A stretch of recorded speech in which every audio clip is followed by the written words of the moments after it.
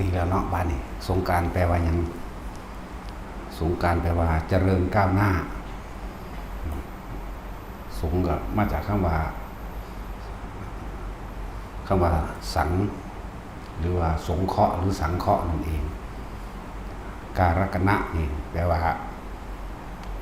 ก้าวหน้าหรือก้าวไปข้างหน้าเดินไปข้างหน้านะหรือว่าวันนี้โดยในบุคคลทั้งสี่หาไว้เวลาเขาจะรวมจิตอธิษฐานกันแล้วเขาจะเลื่อนว่าเรา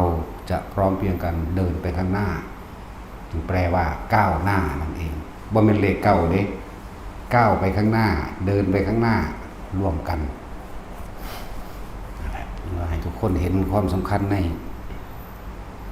พระพุทธศาสนาเพราะทุกอย่างคำสอนหรือคำพูดต่างๆติดวิชาข้อมูลต่างๆล้วนแล้วต้องออกมาจากเพิ่นนั่นว่าแม่นเพิ่งจะเปลี่ยนเพิ่งจะมีได้แม้นโลกนี้ดับไปต่อไปก็จะมีผู้นำขึ้นมาบอกคือเก่ามาบอกเรื่องนี้แหละอย่างสั้นโลกนี้สิดับไปหลังจากสิ้นศาสนาของพระพุทธเจ้าสิริยะเมตไตรอยู่บ่โดนดอก1,240,000เท่าไรปีนี่ล่ะแล้วก็โลกเอาตัวพันมันเนาะประมาณนั้นแหละแล้วอีก100,000 ปีต่อไปข้างหน้าหลังจากพระศรีอริยะเมตไตรนั่นแหละก็100,000 ปีข้างหน้าเป็นดวงอาทิตย์ที่เกิดขึ้นถึง7 ดวงใหม่ปุ๊บบ่เหลือสัตว์เดรัจฉานบ่เหลือคนที่ไปสวรรค์ก็ไปเลยคนที่ตกนรกก็ตกอยู่สั่นน่ะเหลือเดรัจฉานบ่มี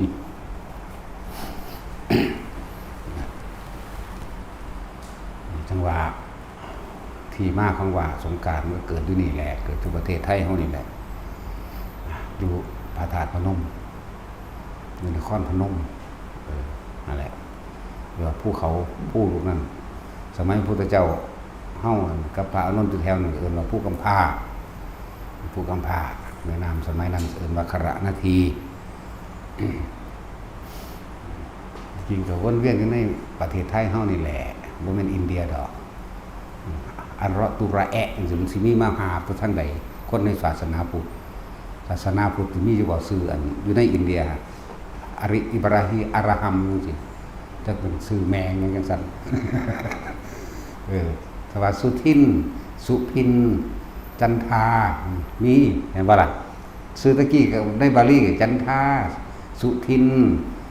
ปุณณะพ่อใหญ่บุญเห็นบ่ล่ะแม่ใหญ่บินแน่มันบ่สั่นทางสั่นแล้วซื้อนี่แหละมานบมื้อนี่ทางโหลคักบาทให้กูแต่ก็สร้างดอกน่ารักคือเก่าเนาะหัวพวกนี้พวกเฒ่าๆนี่ทับทางหัวคือหลายกบด่าลงหัวเฮ้ยอิจฉาเขาติ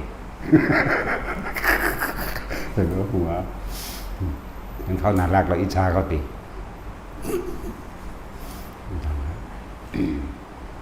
หลายอย่างที่คนบ่ฮู้ที่มาของมันต้นกำเนิดของมันนะนั่นแหละแม้กระทั่งว่าเป็นอย่างเฮาคือมีวันพระแรม8 ค่ำหรือแรม15 ค่ำหรือขึ้น8 ค่ำหรือขึ้น15 ค่ำอย่างว่าล่ะพุทธเจ้าเพิ่นบ่ได้ตั้งเอาโดยบ่ได้อาศัยหลักวิทยาศาสตร์เด้วิทยาศาสตร์ล้วนๆเด้อันนี้จักว่าเว้าที่หลังดอกวิทยาศาสตร์นั่นน่ะเวลาแรมนี่น้ำมันสิลงจักว่าน้ำมันสิลงคอยหล่นลงอากาศมันสิร้อนและเดือนมันสิมืดใช่ป่ะล่ะเดือนมืดน้ำทะเลก็ลงตามธรรมดาของน้ำทะเลมันลงแล้วมวลอากาศและไอน้ำที่ว่าระเหยมันเลยเกิดความร้อนโลกมันก็ค่อยๆหมุนไปจริงๆมันหมุนบักเร็วหรือมันค่อยดอกแต่ว่ามันเลยเอียงเข้าไปใกล้ดวงอาทิตย์พร้อมคนสมัยตะก่อนโบราณตะกี้ก็สิมักบ่นมักกี้มักลักตอนแรมเห็นบ่ล่ะหมายถึงเดือนมันมืดมันแรมแล้วก็คนก็สิจิตใจเราร้อนมีความโลภและโทสะเกิดขึ้นกับก้อยกันเร็วก็เลยแรมต่อมาเพิ่นก็เลยว่ากษัตริย์เอาแรม8 ค่ำและ15 ค่ำเพราะคนได้เข้าวัดเขาว่าฟังธรรมะเพื่อสกัดกั้นความโกรธ สะกดกัดกันความร้อนที่มันเกิดจากอากาศโดยภายนอกไหลเข้าสู่ภายในคือใจของเราเองเพื่อให้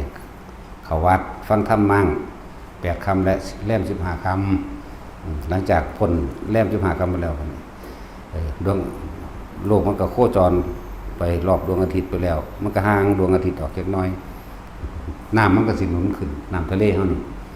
ทั่วโลกนี่แหละก็หนุนขึ้นไอน้ำก็จะเกิดแตกกระจายอากาศก็เลยเกิดความเย็นแล้วก็ดวงอาทิตย์มันก็จะส่องสอดระหว่างโลกพัดกลับไปสู่ดวงจันทร์แต่ว่าไม่ได้เกิดความรู้สึกว่าเป็นสีเหลืองๆเป็นสีเย็นๆดวงจันทร์นะเห็นปะนั่นแหละบ้านนี้คนที่บ่คอยรักคอยปนคอยขี่ในตอนข้างคืนเด็กข้างคืนเพราะว่ามันเดือนหงายมันเห็นกันเนาะ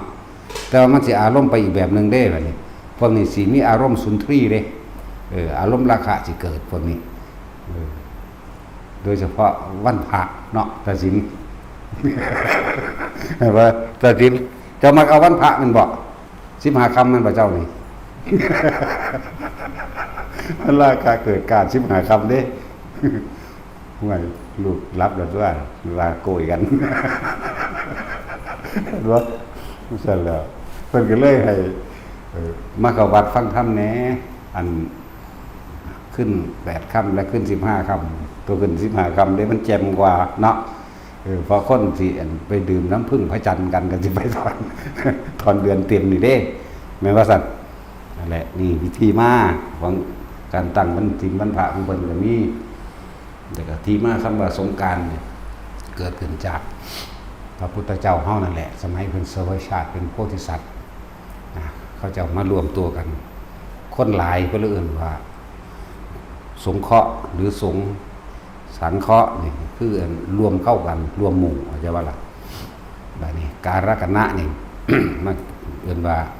เจริญก้าวหน้าหรือก้าวไปข้างหน้าเรื่องสงกรานต์ มาเศร้านี่ก็บอกไปแล้วละผู้ใดว่าฟังกลับไปฟังเอาผู้เศร้านี่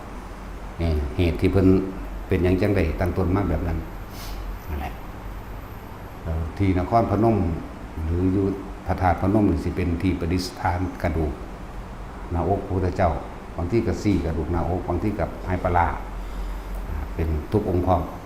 แล้วก็มีมาตรการในพร้อมแม้ที่ตั้งโลกไม่ตั้งแบบใดตั้งตลอดแสนโลกต่อไปในข้างหน้าก็เป็นแบบเก่านั่นแหละจักว่าล่ะเป็นทั้งสั้นแหละบอกถึงแปลกประหลาดไหมเราบอกตามตำราอะไรแต่มันหนาเบื่อเนาะตำราผู้ใดก็อ่านใดก็ลองฝึกหัดเบิ่งเด้อผู้ใดอยากรู้เอาสิรู้ยังสิออกแต่ว่าก็อิงตำราและอาจารย์เฮาก็บ่ได้ถิ่มเพราะว่าตำราและอาจารย์เป็นผู้บอกทางให้เฮาบอกทางแต่ว่าเฮาเป็นคนดื้อเป็นคนบ่เชื่อคนเฮาเลยต้องฝึกหัดปฏิบัติเอาเองบ่เชื่อน่ะบ่แม่นลบหลู่เด้ในความหมายของคำสอนพระพุทธเจ้านี่เอากูสิทดสอบเบิ่งแต่กูเฮ็ดเบิ่งแล้วบ่เป็นบ่แม่นกูจังสิถิ่มเด้เข้าใจว่าล่ะนั่นแหละจึงบอกว่าแต่ละคนอย่าไปเชื่ออีหยังง่ายๆเด้อให้เชื่อมั่นตนเองอย่าไปโทษผู้อื่นเกิดเองทุกข์ยากลำบากเพียงใดก็ตัวของเฮ็ดมาเองเด้สุขสบายหรือร่ำรวยก็เจ้าของได้เฮ็ดมาเองบ่ได้เกี่ยวกับผู้อื่นเฮ็ดให้จึงบอกว่าอย่าไปโทษผู้อื่นเหมือนกันกับที่เพิ่นว่าครูนั้นมีอยู่แต่บ่มีผู้เข้าไปหาครูหมอนั้นมีอยู่แต่ไม่มีผู้เข้าไปให้หมอรักษากันบ่ล่ะถนนนั้นมีอยู่ทางนั้นมีอยู่แต่ไม่มีผู้เดินทางจะไปโทษทางโทษหมอโทษครูก็ไม่ได้ต้องโทษตนเองตนเองก็คือบ่ฝึกบ่หัดนั่นแหละบ่ฆ่าตั้งแต่ความอยากดึงลากไปตัวทีตัวแดนนั่นแหละเนาะมันสั้น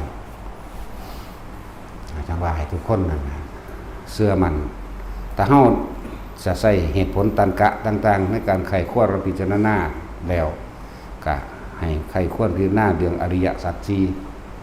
การเกิดเป็นทุกข์แก่เป็นทุกข์เจ็บป่วยไม่สบายพระธาตุจากสิ่งที่รักเป็นทุกข์ตายเป็นทุกข์สาเหตุทุกข์คือตัณหาและอุปาทานทุกข์ดับไปคือสิ้นอุปาทานและตัณหาแต่หนทางแห่งความดับทุกข์นี่เดินทางนี้บัดนี้มรรคมีองค์8ตราบใดที่ยังมีคนปฏิบัติตามหนทางทั้ง8ตามความเห็นทั้ง8ถ้าตามทัศนคติทั้ง8ตราบนั้นโลกจะบ่ว่างจากพระอรหันต์ใช่ไหมล่ะ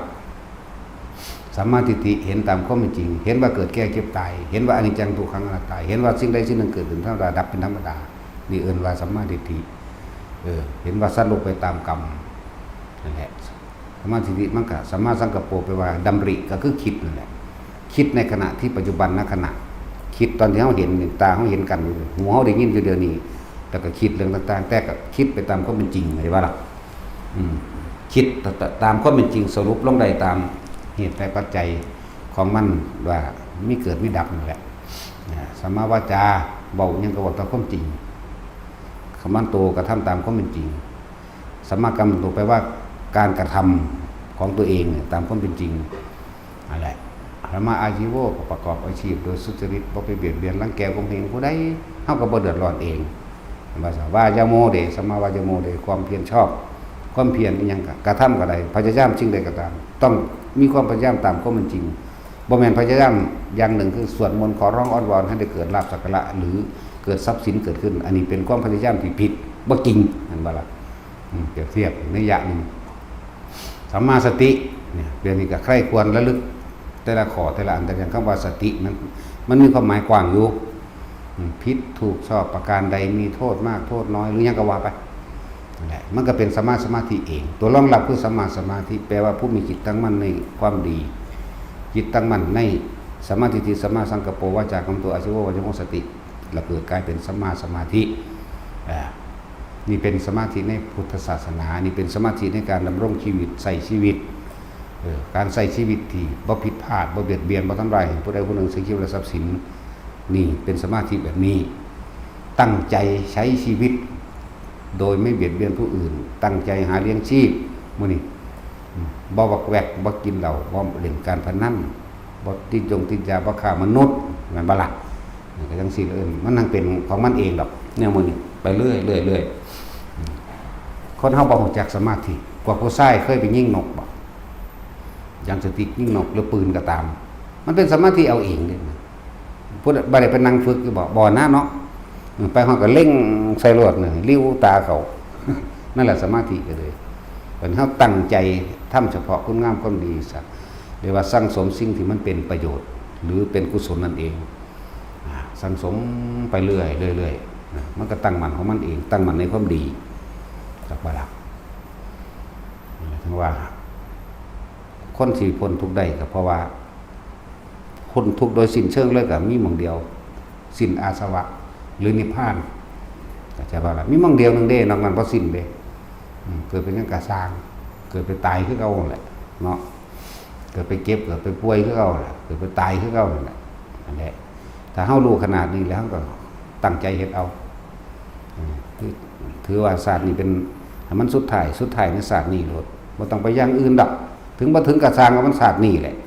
จะไปท้อถอยมันอย่างนี้ความสามารถของตน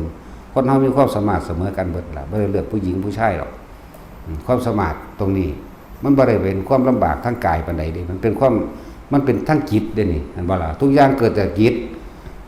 สิไปเกิดเป็นสัตว์นรกก็เกิดจากจิตสังสมในสัญญาเวทนาสัญญาสังขารวิญญาณแห่งตนเองก็เกิดจากความยินดีพอใจและบ่พอใจนี่นึงเด้มันไหลออกจากนี่เวลาตาเห็นหูได้ยินซื่อเด้มันบ่ล่ะนั่นแหละทุกอย่างเกิดจากจิตถ้าควบคุมจิตบ่ให้มันคิดมันในความใดดีไม่เป็นมันก็บ่เกิดถูกต้องผู้หญิงก็ใส่กำลังจิตนี่ล่ะผู้ชายก็ใส่กำลังจิตนี่ล่ะมันว่าล่ะเพิ่นจึงเอิ้นว่าฝึกสมาธิมั่งฝึกภาวนามั่งเพื่อให้จิตตั้งมั่นมั่งอันเดียวกันนั่นแหละถ้าสิเอิ้นชื่อวางได้ก็สร้างดอกอันเดียวกันนี่แหละเพื่อสิควบคุมแล้วก็เห็นความคิดเจ้าของเองเวลามันออกไปหาเรื่องเก่าๆมันสิปรุงเรื่องเก่าๆไปสู่เรื่องใหม่ๆที่จริงก็เอาเก่านั่นแหละบ่ใหม่ดอกของใหม่เกิดขึ้นบ่ไปคิดถึงเรื่องใหม่ๆมันคิดบ่ได้ดอกต้องอาศัยเรื่องเก่าต้องอาศัยสัญญาต้องอาศัยเหตุแห่งการทรงจำจนทั้งเป็นทุกข์หรือเป็นสุขก็อาศัยความคิดจังสุขจังทุกข์เนาะถ้าบ่คิดสุขกับทุกข์เกิดบ่ได้เด้อารมณ์เกิดบ่ได้เด้นั่นแหละคือเฮาคิดถึงบุคคลที่เคยรักคิดแต่ก็เป็นทุกข์เพราะมันคิดเป็นห่วงเขาคิดฮอดเขาเนาะแน่ก็อาศัยความทรงจำเก่าๆความจำเก่าๆเรื่องเก่าๆคิดอยู่จังได๋เนาะนี่นั่นแหละสิไปคิดเรื่องใหม่เลยมาคิดบ่ได้บ่ทันได้ไปเปลี่ยนมั้ยเนาะ ทั้งสั้นแล้วอะไรเพิ่นจึงว่าถ้าผู้ใดดับสัญญาใดเวทนาก็บ่เกิดกนิโรธะดับความคิดปรุงแต่งในความใดดีมีเป็นอยากได้อยากดีอยากมีบ่เป็นบ่มีแล้วบ่แม่นสัญญาเวทยิตะนิโรธสมาบัติเด้อันนั้นพวกเขาได้กสิณพวกเขาได้ฌาน8เรียกว่าล่ะสมาบัติ8เขาก็เข้าฌานธรรมดาเขานี่แหละเฮารู้สึกว่าไปตั้งขังๆนี่เขาซื่อๆเนาะขังเขิงยังดอกตายไว้แล้วล่ะไปก็เลยเนาะเห็นบ่ซะหรือยังอยู่ถ้ายังก็เห็นมันตัวนั่นแล้วว่าให้เข้าใจคำว่าปัจจุบันนักขณะถ้าเรารู้คำว่าปัจจุบันถ้าเรารู้คำว่าสติถ้าเรารู้คำว่ารู้สึกตัวนี่อีกอันหนึ่งมันก็อยู่แค่นี้แหละไม่ต้องไปยังมากจับจุดอุณาโลมใดณจุดใดจุดหนึ่งที่เรากำหนดขึ้นเป็นเอกะแปลว่าหนึ่งเอกะคตาจิตหนึ่งในความรู้สึกที่เป็นหนึ่งตั้งมันอยู่ณในกายณจุดใดจุดหนึ่งคนที่กำหนดไปแล้วก็ตั้งปุ๊บไว้หน้าผากก็ได้ตั้งปุ๊บไว้บนกลางหัวก็ได้ตั้งปุ๊บไว้ในกลางสมองก็ยังได้ตั้งปุ๊บไว้ตั้งอกหัวใจก็ได้มาจิตหนึ่งตั้งไว้จุดเดียวจุดหนึ่งจิตหนึ่งอยู่จังสั่นอยู่กับมั่นแค่นั้นแหละความคิดมันบ่ออกไปความรู้สึกพอใจและบ่พอใจกับบุคคลสัตว์สิ่งของมันก็เกิดบ่ได้เวทนามันก็บ่มีก็พอใจบ่พอใจเกิดบ่ได้ไงมันก็ดับมันก็นี่แหละเหตุแค่นี้เราก็ต้องไปยังมากดอกอันอื่นๆก็มันเป็นของหลอกลวงเฮ็ดเฮาเนินซ่าซื่อๆดอกเรื่องฤทธิ์เรื่องเดชเรื่องหูทิพย์ตาทิพย์แต่ว่ามากเด้เนาะว้ายธรรมดามักเด้แนวจังซี่คนคือฝึกมโนมยิทธิเครื่องกำลังสิไปยากหยังจำพระมาไว้กลางหน้าผากส่งภาพอันนั้นเอาไว้ใจมันหายเดี๋ยวมันก็เป็นเอาเองดอกมันว่าล่ะของเฮามันก็เป็นเอาเองเฮาก็บ่ยากแล้วของเฮาเป็นตะโดนแล้วเป็นตะเด็กน้อยบ่จักหยังซ้ำหูเห็นอันนั้นอันนี้ก็หูเห็นมาแตะพุ่นล่ะมันนั่งไปจับลงไม้คนเบิ่งบ่ได้อันนั้นเป็นระดับข้างในนั่งรับตาจังเห็นจังเป็นว่าให้กูหาวิธีมันเห็นแจ้งแกงโจงๆก็ได้กับมื่นตาเฮ็ดบัดนี้มื่นตาเฮ็ดก็ได้คือกันแต่ว่ามันไปดึงไม้คนเบิ่งนำบ่ได้อ้าวแบบใดนอตัวก็ฝึกนอนเล่นตุซ่านน้ำนอนเมฆน้ำหนองไฟวัดตะกี้มันใสแล้วมันจะเป็นคือ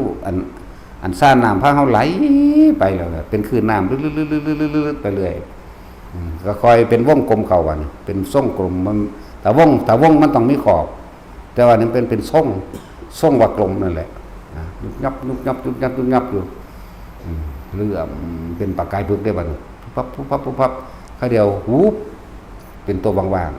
ๆอีหยังที่มันมีในใจที่มันสิคิดออกไปของมันเกิดเป็นภาพเป็นเสียงเป็นอย่างต่างๆเป็นขึ้นหนังปุ๊บไปเลยเด้เป็นเอาเองไหมถ้าก็ได้ถ้าเบิ่งมันอยู่หั่นแล้วนั่นแหละโดนเติบอยู่ดิไว้ชั่วโมงนึงหลายเป็นกลับอยู่ดิบ่ได้ว่าได้ศาสตร์จักว่าล่ะ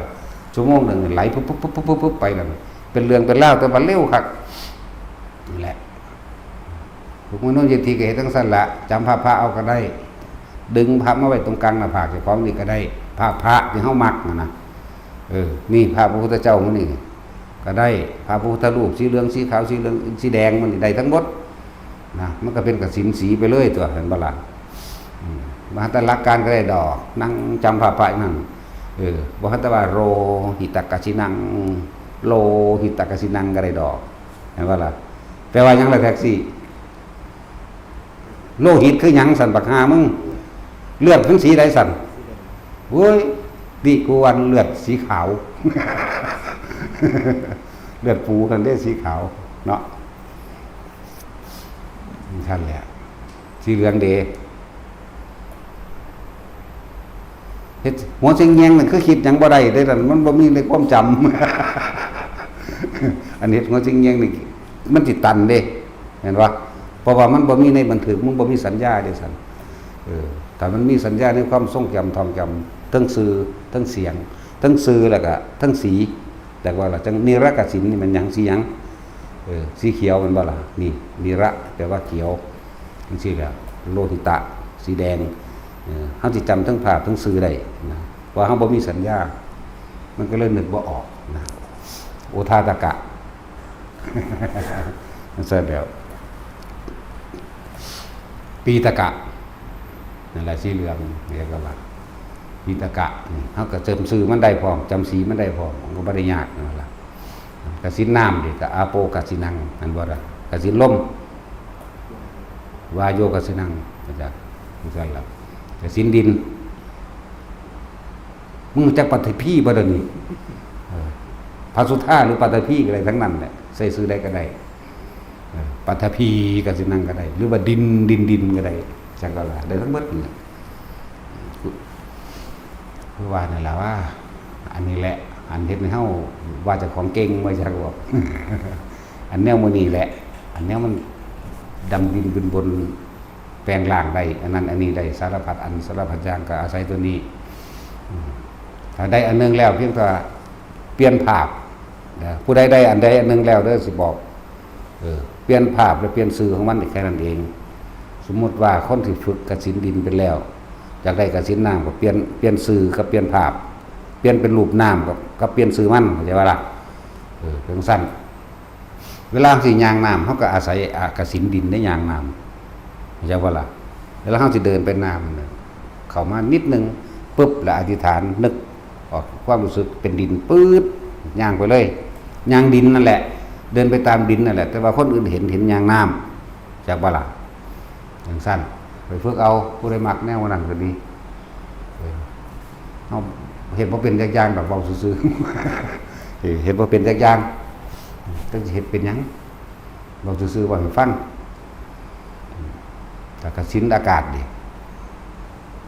ทำตัวเบาร้อยขึ้นแต่พวกนี้กำลังฝึกให้พวกพระเนียนเฮาอยู่นี่ให้อาศัยอุปงคาปิติเกิดรอดมันค่อยๆวิวขึ้นไปเองดอกมันสิยกร่างกายขึ้นเองดอกจังซั่นคือเฮาปรับมาใส่เอาเหมือนกันกับสมาธิรักษาโรคแต่ละจุดนี่แหละปรับมาใส่ปิติที่มันออกแสดงอาการและออกความรู้สึกนิ่มนวลกลางหน้าผากแต่เฮาฝึกจนว่าเฮารู้สึกว่าชินชำนาญแล้วแย้มปากนิดนึงความเย็นในระหว่างในหน้าผากเฮามันสิเข้าไปสู่กลางสมองเองได้ป่ะล่ะกลางหัวกะโหลกเฮาเองแย้มปากนิดนึงแล้วสูดลมเข้า1ครั้ง2ครั้ง3ครั้งบ่ต้องคุมให้มันเป็นถ้ามันบ่เป็นก็แล้วไปเผลอแน่จังกลับมาเฮ็ดใหม่มันสิเข้าไปเย็นอยู่ในกลางสมองเฮานั่นแหละพวกเกี่ยวกับโรคสมองตีบสมองไขมันอุดตันเส้นเลือดฝอยยังก็ตามก็ฝึกเอาเฮ็ดเอาพวกไม่เกร็งต่างๆมื้อนี้หายพวกปวดหัวหอยหรือปวดหัวดิบนี่หาย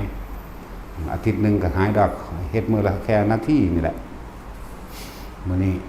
แต่ผู้ใดชำนาญแล้วเขาสิเอาจุดที่มันเกิดขึ้นในระหว่างกลางหน้าผากเฮานี่กระจายให้กว้างออกรอบหัวจนถึงขั้นหนังหัวเฮานี่นึบนับไปบางทีมันก็ขนลุกสู่ผ้ามันก็บ่สนใจตัวนั้นสนใจตัวนึบนับเอาจิตเดียวเอาความรู้สึกเดียวแล้วก็แผ่คุ้มลงไปในร่างกายนี่ก็ได้คนที่เป็นโรคบางอย่างมันก็บ่ทันได้ระบุว่าโรคหยังต้องเฮ็ดทำให้บ่อยทำให้มากเฮ็ดไปเรื่อยๆมันสิรู้สึกคือเป็นเล่าๆอยู่ในระหว่างสะดือเฮามาหากลางช่วงอกคือข้อหอยเฮานี่นะจะบอกเป็นเล่าๆเป็นแบบคือแสบโหกเห็นมั้ยเป็นแสบโหกอันนั้นละมันกำลังปรับธาตุเขาใช้คำว่าปรับธาตุบางคนเพิ่นก็เอิ้นว่าเผากรรมเพื่อสื่อสารออกมานี่คือแค่เกิดความเข้าใจกันกับอาการหรือกับความรู้สึกซื่อๆได้มันสิเป็นหยังแท้หรือบ่แท้ก็สร้างว่าแต่มันเศร้าเนาะเฮ็ดไปบางคนก็เป็นเหมือนเข็มจิ้มไปตามแขนตามขาหรือในปลายนิ้วเจี๊ยดกับไปรวดแต่เฮาเคยเป็นนี่คือมันแทงทั้งหลังมาสอดหัวใจมันสอดหัวใจเป็นอยู่เรื่อยๆดอกฝึกอยู่เรื่อยๆแต่ที่ว่าเอิ้นว่าเป็นโรคหัวใจก็ว่าได้จะฝึกอันนี้แล้วมันใจสิขาดสูดลงไปต่ำลมหายใจเข้าไปคักๆให้มันตายเด้เฮาบ่ได้ย่านจังเม็ดเด้เบิ่งกระดังสิซ้ำใดสิเก่งกว่ากูบ่นะย่านตายก็ตายว่าย่านตายก็ตายตัวสิย่านหาแมงว่าก็นำนั่นตัวเฮ็ดไปปึ๊บเวลาสูบยาบ่ได้มันตันคอมันหายใจบ่เข้าสูบเมาก็เก่าอีก มันมีแต่เฮ็ดแนวนั้นเด้ฝืนพามันไปเลยนะมันบ่ได้ออเซาะเด้ทางคนเลินก็บ่ได้เอ้ยพากูให้หาหมอแม่ คือสิตายนี่อีหยังก็เลยเนาะเฮาเด้อมึงผิดแนวใดกูสิเฮ็ดแนวนั้นน่ะหรือเขาว่าไข่อย่ากินตำบักหุ่งเด้อทั้งกินเผ็ดพร้อมเนาะสั่นแล้วมันสัดกันออกเลยมึงเอาสัดออกบ่เซาทั้งตัวไปย่านหยังเนาะนั่นแล้วตั้งแต่งูกัดเขายังเอาผิดงูตัวแก่กันแม่นเนาะเฮาก็เอาผิดไข่แก้ผิดไข่เลยหมาไข่เป็นบ่ตาสินหมาไข่เป็นบ่เจ้ามักเลี้ยงหมา เวลามันไข่เจ้าหูจักอยู่มันผ้าไปเอายาพารามากินอยู่บ่ ไปหาหมออยู่บ่สังเกตหมาไข่มันไปกินใบตะไคร้ใบไผ่ถ้ามันสิเศร้าซะมันเป็นหวัดนี่มันสิอักออกหวัดเดียวนี่เป็นหากออกมาเฮาก็ไปจื้อยาน้ำหมาก็เลยตัวมันคนก็เศร้าได้คือกันใบตะไคร้กับใบไผ่มันสิกินปนกันมันสิกินให้หากออกมามื้อนี้ ถ้าพวกเฮาฝึกสมาธิแล้วมันรักษาโรคมันก็เป็นของมันเองแล้วธรรมดาปีติหานี่ขุทกาปีติอาการขนลุกขนพองสยองก้าวขนขิงลุกขณิกาปีติอาการจุกอกปลื้มน้ำตาไหลภารณาปีติมีอาการโยกดุจดังว่านั่งอยู่ในอ่างน้ำที่มีคลื่นซ่าๆเอิ้นว่าภารณาปีติโอกานิกาปีติแสงสว่างเกิดขึ้นดุจดังว่าสายฟ้าแลบเป็นเขียนตำราเป็นสั้นอุปงคาปิติเป็นดุจว่ากายได้ลอยขึ้นมีหายางทางเข้าจับเคล็ดลับมันได้แล้วแต่ว่าเฮาสิเริ่มต้นจุดประกายให้ตรงที่จับจุดอุณหภูมิให้เป็นซะก่อนเมื่อจับจุดอุณหภูมิเป็นแล้วอาการทั้งหายางที่เว้ามานี่มันสิแทรกซ้อนกันมาเรื่อยๆครับถ้าผู้ใดมีไหวพริบฉลาดแน่สิดึงเอามาใส่สามารถใส่ประโยชน์ได้เด้ต่อยอดเอาเองนั่นแหละเว้ยนั่นบ่ล่ะต่อยอดทางปัญญาเอาเองใส่วิธีใส่ปรับใส่เนี่ยความฉลาดของไปของมันปรับใส่กันเองถ้าเฮาตั้งต้นให้แล้วนี่ง่วงอยู่หน้าผากบางทีขนลุกวื้อขึ้นมามันสิใส่ประโยชน์ได้นะบางทีมันสั่นแบบโยกหน้าโยกหลังแบบนี้คือจังให้มันซี่น้อยคูณน้อยนี่มันเอามาใส่ปรับในการใส่รักษาเหตุให้กายมันสั่นสะเทือน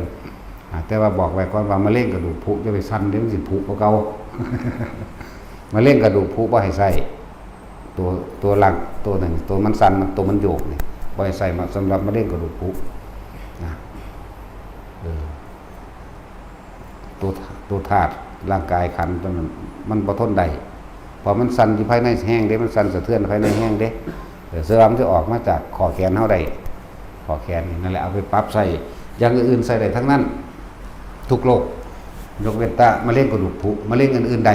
จักว่าล่ะอันสั้นนี่พวกเป็นประสาทพวกมื้อนี้จังใส่จับจุดหน้าร่มเลยแต่อยากให้มันเข้าลึกก็ทดลองเอาตัวแยมปากมั่งอุดหูมั่งหรือยังก็แล้วแต่เฮ็ดได้ทั้งเบิดนั่นแหละคือทดสอบเอาเองแหมนั่นแหละการโยกจังสิมันก็เลยเกินแขนโยกจังว่ามันสิแทรกซ้อนขึ้นมาดอกไม่หายางนี่บางที่กายลอยขึ้นดุจดังกายลอยขึ้นมื้อนี้ ถ้าเขาเข้าใจคำว่าดุจดังกายลอยขึ้น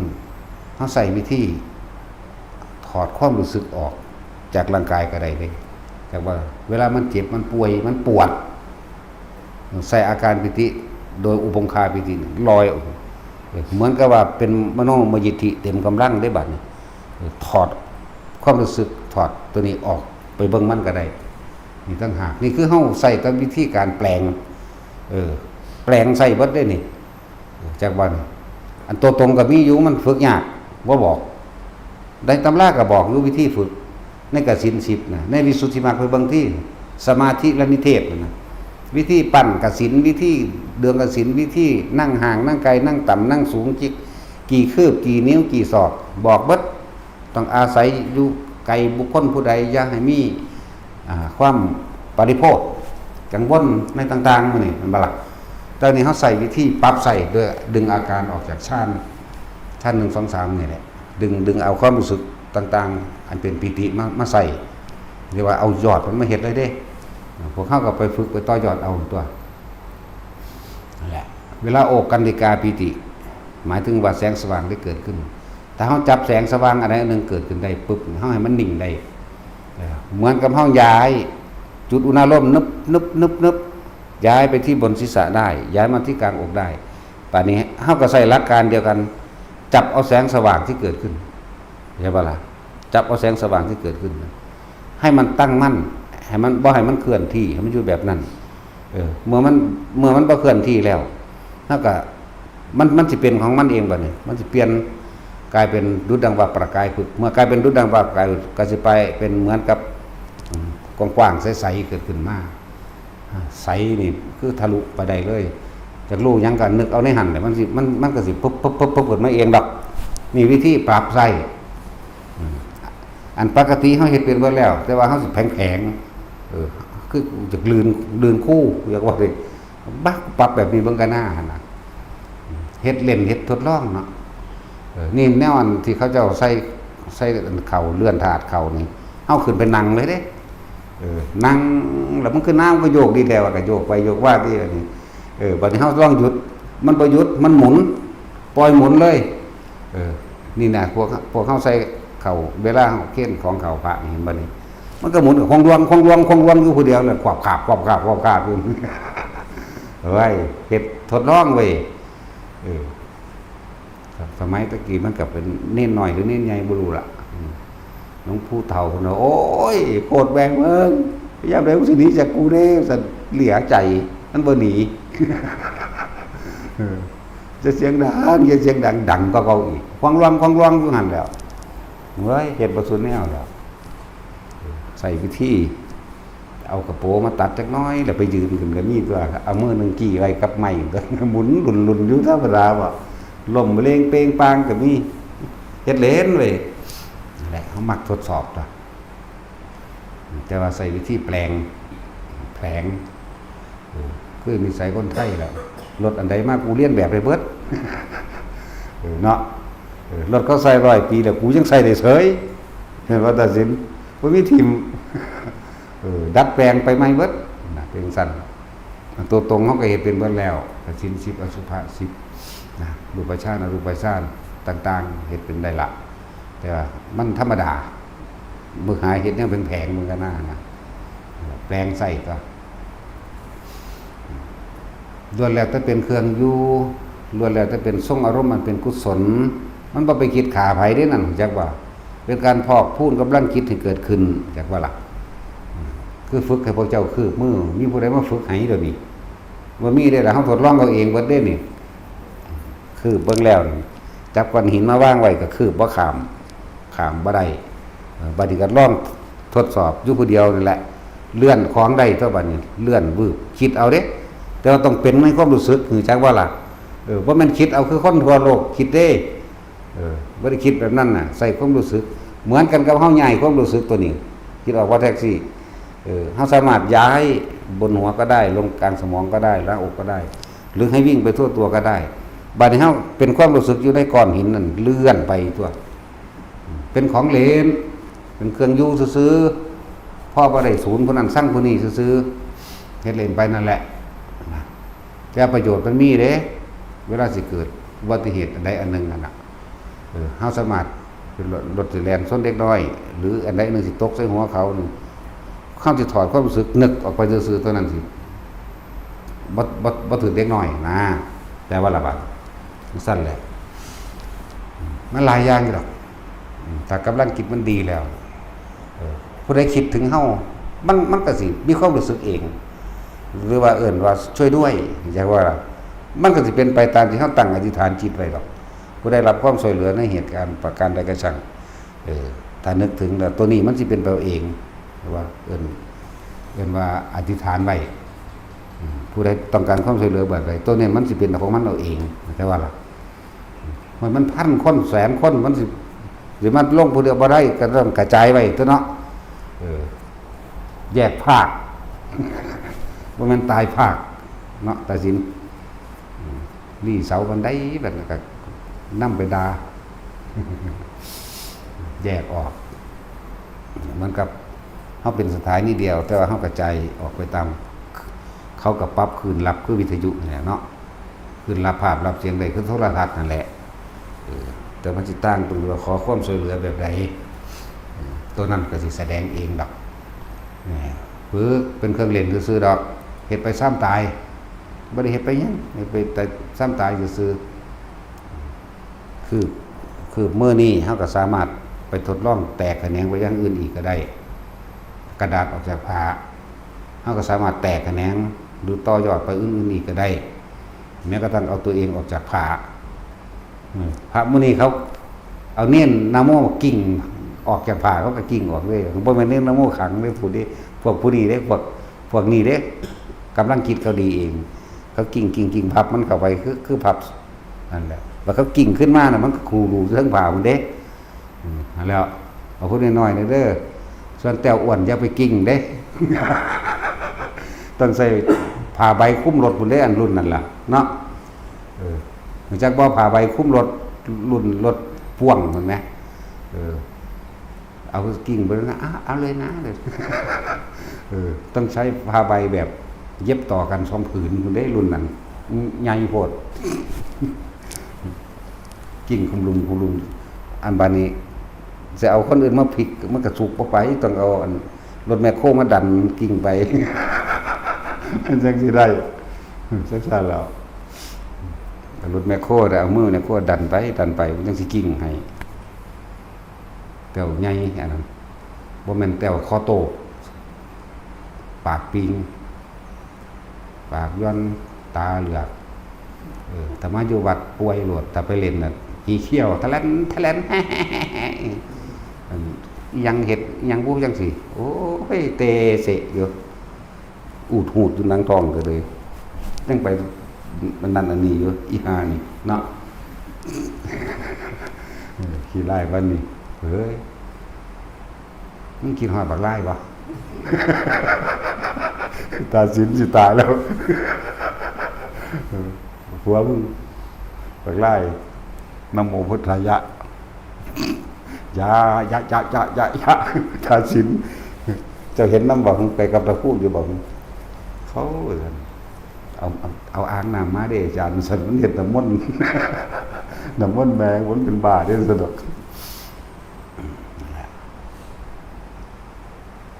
เพิ่งเล่นไปนั่นแหละมันไม่ยังดอกก็ได้เห็นไปจริงไปจังกับมันดอกอย่าเห็นจริงพอของมันบ่จริงแต่จริงแล้วมันเครียดถ้าเขาไปตั้งความหวังเอาไว้ว่ามันเป็นจังสั่นจังสีตามที่เขาคิดมันบ่เป็นเด้แต่เขาเฮ็ดเล่นๆหัวไปมันเป็นดอกมันก็จังจับเอาตัวจับจุดมันทั้งบัดนี้ก็ล้วนแล้วแต่ว่าเป็นเครื่องอยู่เพื่อบ่ให้ก่อเกิดกิเลสอาสวะกิเลสคืออยากได้อาสวะคือของอยู่เกิดอารมณ์ความพอใจเราพอใจจังซั่นล่ะอันนี้เฮาเล่นไปนี่ทรงชาติกับเรื่องชาตินี่คิดเป็นกลางเด้แต่ว่าล่ะเป็นอุเบกขาเด้นี่แหละเฮ็ดไปมันจับจุดได้ดอกนาว่าขณะคิดว่างแบบใดว่างแบบใดเป็นแบบใดเฮาสิจับจุดของมันเองเรียกว่าเฮ็ดหาหรือทดสอบทดลองเพื่อหาจุดยืนหาจุดอยู่หาเครื่องอยู่หรือเพื่อให้ถึงจิตว่างก็ว่าไปเฮ็ดไปเฮ็ดมาไปจับจุดได้บางใดบางหนึ่งดอกนั่นแหละเวลามันเป็นมากๆมันหดสั่นความคิดของมันเองดอกนั่นแหละผู้ใดเห็นเกิดความเบื่อหน่ายแล้วก็หาเครื่องอยู่ได้ก็เบื่อหน่ายสลดสังเวชเด้เบื่อหน่ายบ่ได้ดังใจคือทั้งโลกก็เด้ทั้งโลกเขาเวลากูเบื่อนี่ย่างถึงเฮียนต่ำขึ้นไปนี่มันผิดใจกันซื่อๆได้เลยมันบ่ได้ดังใจแม่นบ่ล่ะคือผัวกับเมียเบื่อกันมันบ่เบื่ออีหลีดอกถ้าเบื่อมันก็ป่าทั้งตัวถ้าเบื่ออีหลีแล้วมันก็บ่เอาผู้อื่นดอกเนาะคือป่าไปเลยแบบบ่เอาใครอีกอันนี้เบื่อผู้นี้ก็ไปเอาผู้ใหม่จังซี่แล้วบ่ได้คือสลดสังเวชแบบเบื่อหน่ายคลายกำหนัดจากความดีพอเห็นโทษเด้ถ้ามันเห็นโทษปุ๊บความคิดที่เคยแตกแขนงไว้น่ะหดสั่นเขาเด้มาบีบกันเขาพับพลิกปั๊บโดดเลยนั่นแหละตอนเขาเป็นมันก็บอกอยู่ตัวเป็น2 เทื่อ 3 เทื่ออยู่ได้หลายแนวนั้นอันแล้วโลก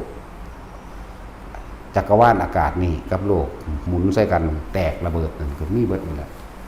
เป็นหลายอันหลายอย่างก็ดอก อะไรจับจุดได้ว่าเวลานี้เวลากูสิตายนี่กูจะบังคับมันตายกูต้องอยู่จุดนี้ก็เลยทดสอบตัวร่องสั่นเข้าปุ๊บจะมองมันวางดับปุ๊บก็ไปรถมันก็ได้ตะเว้านี่แล้วอันพวกเฮ็ดเป็นจะคนบ่เดียวนี่อยู่ในนี่เดี๋ยวนี้เนาะเป็นจะคนแล้วบ่เดี๋ยวนี้เป็นมีตะเว้าตะผู้เดียวเว้าเป็นตะผู้เดียวเฮ็ดผู้เดียว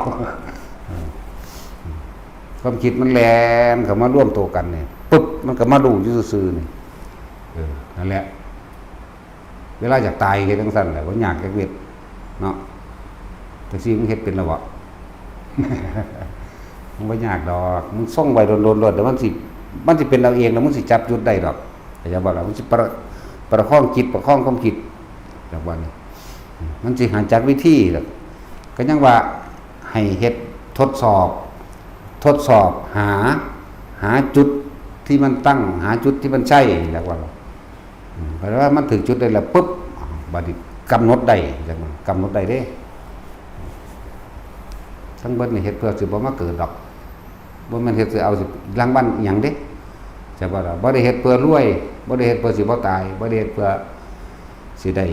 ยศได้เป็นครองโลกอิหยังเฮ็ดไปตายเนาะเฮ็ดบ่ให้เกิดอันนี้นั่นแหละเวลามันเบื่อหน่ายคือเบื่อหน่ายพวกอันแม่ชีตักน้ำกินใส่ถุงลายนี่แหละเนาะ เจ้าหัวย่างก้มหน้าหัวนั่นสักงั้นอีหยังเดี๋ยวเว้าตลอดเป็นระยะอยู่เนาะโอ้ยปั่นผู้อื่นกินเนี่ยเถิน ถ้ากันเอาถุงเอายามมาใส่กันยังกระดอกกระเดียดเนาะใครตัวบอกกระสอบขึ้นมาทำ ผู้อื่นจะกินวะโอ้ยสแตกก็จะคลองแกเนาะ แล้วกระสอบปุ๋ยได้ยิบเป็นถุงผ้าแบบมาผู้ละอันเลยว่าเต็มถุงเต็มเป้ว่าต้องไป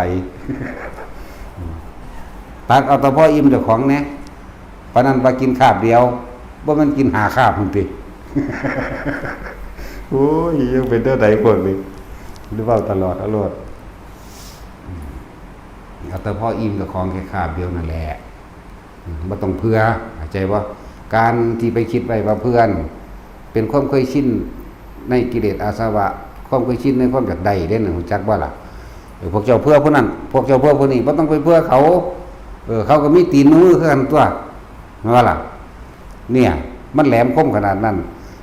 ไอ้คำว่าเมตตาตัวนึงที่เคลือบแฝงมันบ่แม่นเมตตาแท้นี่อย่างว่านี้มันมีแค่แนวเคลือบแฝงอยู่ในหันแหละบ่ต้องไปคิดเพื่อเขาดอกบ่ต้องไปเจ็บเพื่อเขากินน้ำกันสักก้อนเนี่ยผู้ทั้งหลังหอดบ่ได้เนาะพวกอื่นๆได้สั่น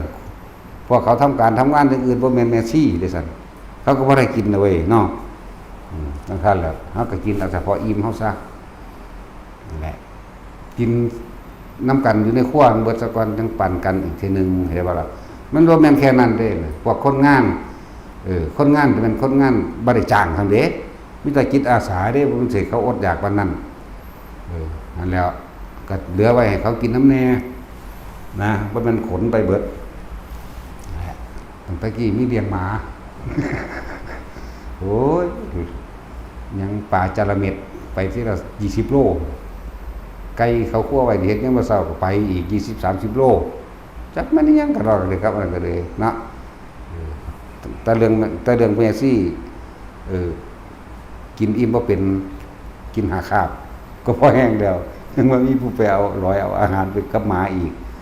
ธรรมดาเนาะเอาแต่แค่อิ่มก็พอเด้ออย่าไปบ่ต้องไปตักเพื่อเขาดอก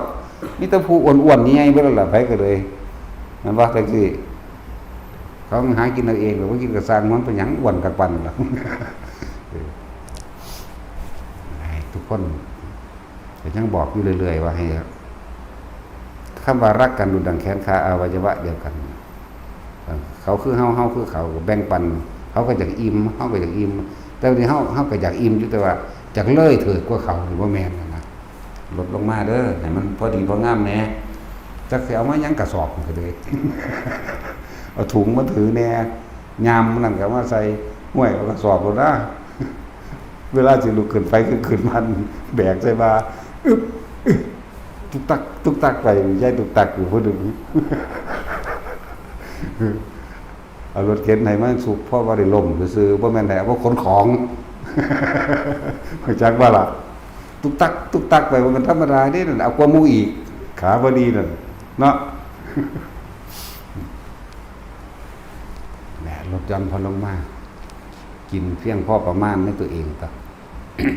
ยังว่ายังอัตภาพไม่เปลี่ยนไปแค่ว่าบ่ให้มันเจ็บแสบร้อนหนาวในท้องให้ใส่ซื่อๆเด้จะหลับนี่ครับพากันพิจารณาเอาเองบัดนี้บัดนี้มันสิมีคำบอกคำบาให้กันมันเป็นปมเพื่อให้เกิดความแตกแยกเพื่อเกิดความอิจฉาแล้วมันก็จะแยกเป็นสองฝักสองฝ่ายแล้วมันก็สิดึงคนอีกคนหนึ่งไม่เห็นตามความคิดเจ้าของเลยเกิดกลายเป็นสร้างกันตัวเพราะท่านสิบอกทุกคนความสามัคคีเด้อจังสิอยู่ได้นะแต่ว่ามีความสามัคคีอยู่บ่ได้เด้มีผู้ใดผู้หนึ่งมา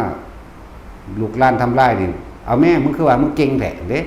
มันสิสุกหลังกันใส่นั่นน่ะมันบ่ล่ะเจ้าของก็บ่เฮ็ดนั่นแหละจังว่าบอกให้เรื่อยๆเรื่องความสามัคสมานสามัคคีอย่ารังเกียจกันอย่าเอาเปรียบกันอย่าอิจฉากันกินไปตายมันไม่ได้กินไปปานใดดอกหน้าสิกินหาข้าวมันกินไปตายล่ะ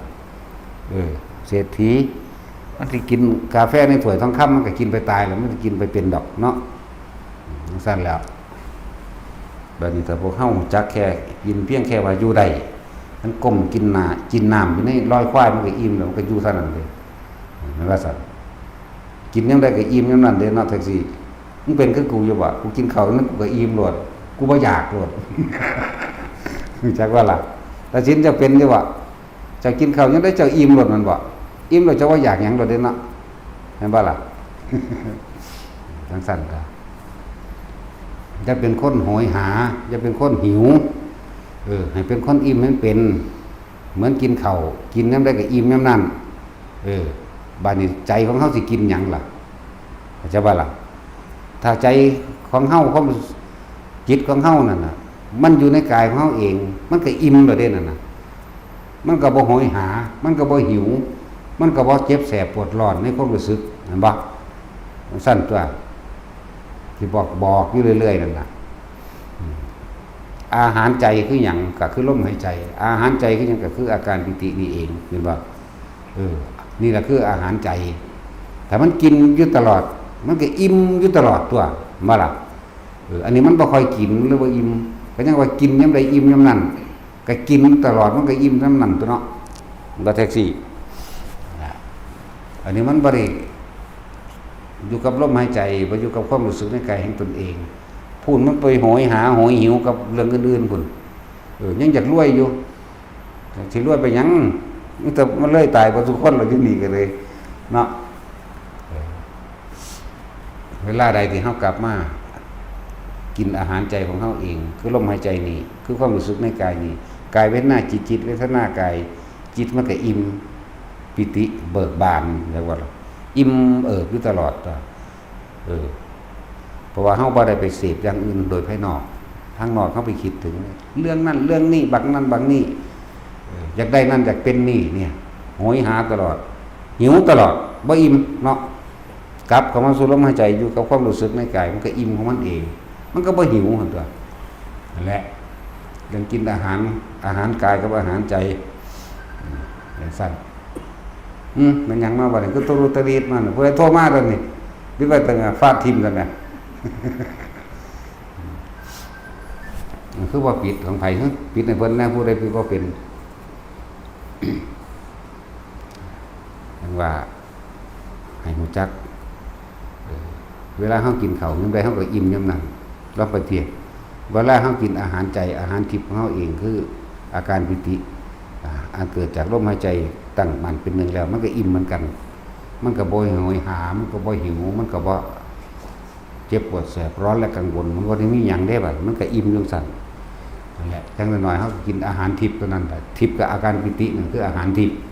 อยู่กับมันไปเรื่อยๆมันก็อยู่มันก็ดิ่งของมันนั่นตัวแล้วมันจะเกิดยังขึ้นมันเป็นสมาธิแล้วมันตั้งมั่นอยู่แล้วมันก็คอยเห็นนั่นเห็นนี่แต่ว่าเฮาบ่ไหลบ่คอยไปตามกับมันพอมันอิ่มจิตอิ่มอารมณ์นี่เกิดปีติปราโมทย์ก็ขึ้นชาพโคโรภิกขุโนนี่เมื่อจิตเกิดปีติปราโมทย์แล้วก็ให้อยู่ในอาการปราโมทย์เป็นสมาธิเป็นที่สิ่งที่ตั้งมั่นดีแล้ว เมื่อตั้งมั่นดีแล้ว เราจะเห็นอาการของจิตคือความคิดนั่นเอง แต่ว่าเฮาสิบ่ไหลไปกับมันเราจะอยู่กับความรู้สึกอันเป็นหนึ่งความคิดก็อยู่ต่างหากมันก็เหลือแต่สภาวะขันธ์ภายนอกนั่นตัวขันธ์ภายนอกเวทนาขันธ์นี่แต่อาศัยกายนี่เวทนาขันธ์สัญญาขันธ์สังขารขันธ์และวิญญาณขันธ์จะว่าล่ะมันสั่นมันก็อยู่ของมันเฉพาะของมันผู้รู้ก็รู้ไปเพราะว่าเฮาอาศัยกินอาหารทิพย์ทิพย์หยังก็ทิพย์อาการปิตินั่นแหละอาหารทิพย์ตอนนั้นภาวนาหนักๆอยู่หั่นบ่ได้คอยกินข้าวเด้บ่ได้กินหยังเลยว่าถ้าข้าวล่ะกินปิตินี่แหละเปรียบเทียบว่ากินปิติมันอิ่มอยู่ในจังซี่ของมันอิ่มอยู่ในความรู้สึกของเฮาเองความคิดมันบ่แล่นออกไปมันเลยอิ่มอยู่หั่นแหละแต่ว่าได้กินหยังปานใดดอกมันสมควรสิตายแต่โดนตัวมันก็40กว่ามื้ออยู่เนาะนั่นแล้วเฮ็ดไปเฮ็ดหาทดสอบทดลองหาแล้วเดี๋ยวสิจับต้นชนปลายหรือจับเงินจับส่วนได้จับอยู่ปั๊บมันตัวบัดแหละที่บอกแนวเล่นหลายๆอย่างอย่างว่าเสร็จเสียงพบพุ่งกระดาษออกจากผ่าก้อนหินออกจากผ่าปากกาหรือท่อนไม้ขวดน้ำหรือของพวกนี้บางคนได้แบบนี้ก็มีได้วิธีจับจุดจิตเป็นกลางแบบนี้ก็มีใช่ป่ะเลยคืบมือคืบแขนมือนี่บางคนก็ไปจับจุดแบบนี้ไปได้แบบนี้ก็มีเด้บ่แม่นแค่นี้เด้ที่สอนมาเนี่ยบ่แม่นแค่บอกเจ้าเฮาเห็นอยู่แค่นี้เด้เขาสอนมาตลอดเด้บวชบ่บวชก็สอนจังซั่นเด้บวชก็คือบวชบ่บวชก็คือบวชบ่บวชคือบวชบ่บวชบวชก็คือบ่บวชสอนมาตะโดนแล้วเด้แนวมื้อนี้รุ่นแรกๆตายไปแล้วเด้รุ่น100ปีอยู่เด้รุ่นแรกๆรุ่นยาพุ่นเด้ไปแล้วถ้ารุ่นมันหยังๆนี่ล่ะมันนี่แจมมันนี่ชื่ออะไรสำนันรุ่นพูนล่ะรุ่นแรกๆทั้งสั้นแล้วจะเป็นเล็กน้อยผมได้สอนแนวมันนี่แนะไปเนี่ยเขาเจ้าก็ไปแตกแขนงเขาเจ้าเอาเองได้บ่เขาเจ้าก็ไปต่อยอดปัญญาเขาเจ้าเอาเองเขาก็ได้แต่แนะซ้ำนี่แหละแล้วนอกนั้นเขาเจ้าก็ต่อยอดเอาเองทั้งสั้นแต่ว่าพวกที่แนะนำให้พวกเขามันแนะนำเลยยิ่งกว่าตะกี้อีกแต่ว่าล่ะแต่ตะกี้อย่างหนึ่งกับแพงๆก็ดอกอีกแบบหนึ่งก็ดอกว่าเขาเบาได้แต่ตอนนี้เขาก็เบาได้คือเก่าหมดแหละ